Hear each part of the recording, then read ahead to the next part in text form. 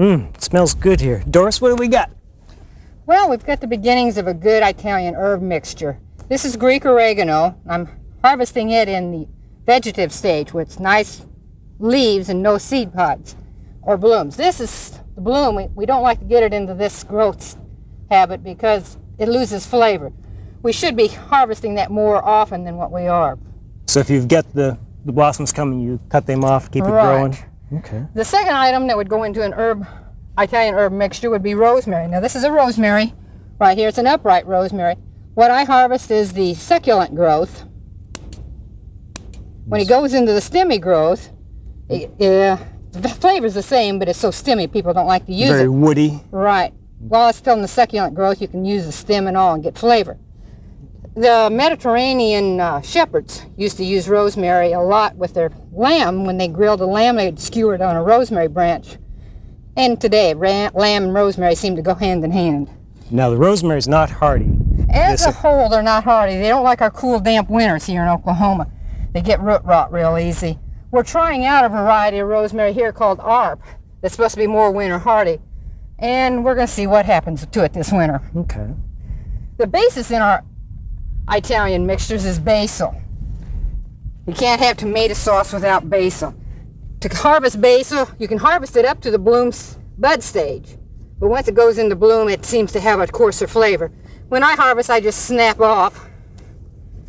And it just keeps on growing and growing. These young stems are real succulent. The just succulent come right growth off real again, easily. and you can just chop it up.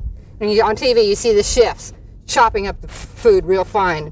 All I do is chop this up fine, real fine, releases all the oil flavors. Now, if you keep missing and don't keep it pinched back, a lot of basil looks like this up here. It starts blooming and goes to seed. It goes to seed, and it's awfully hard harvesting, but that can be saved anyway. What has happened? This also happened to these back here. About 3 weeks ago, we cut the whole row down to about 10 inches high. So all this is just cut right off. Right. And in 3 weeks, this is how much it's grown back. It's come back real nice. It likes our hot summers here in Oklahoma. Another herb that we would put in our Italian herb mixture would be thyme. Thyme? The bees certainly seem to be enjoying your thyme. Thyme is considered one of the bee herbs. Bees use it for the nectar in it, make a lot of honey. They plant fields of thyme on the East Coast just so the bees will work it for a thyme-flavored honey. We prefer not to use it like this because the flavor is less in the plant itself. We like it when it's more in the succulent stage, more leaf stage. We just cut it like this. It's still a little bit stemmy. The more we cut it, the more succulent the stems are. But most chefs will go ahead and just strip the stem and use the leaf in their Italian herb mixtures. They use it in other things also. One of the other herbs that you would use in your Italian mixture would be garlic. And that would be the finishing touch for your herbs? Yes, and that's everyone's personal preference how much you use. Now, on these fresh cut herbs, how do you store them and how long can you store them? Most of them will keep maybe 2 weeks in the refrigerator. They're comparable to most of your lettuces. They like to be cool. Don't put them in a lot of moisture. They'll turn into slime just like lettuce will.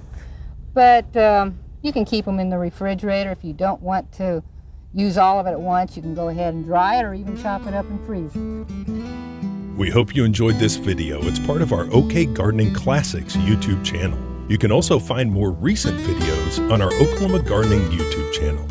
And join us on social media for great gardening tips, photos, and discussion.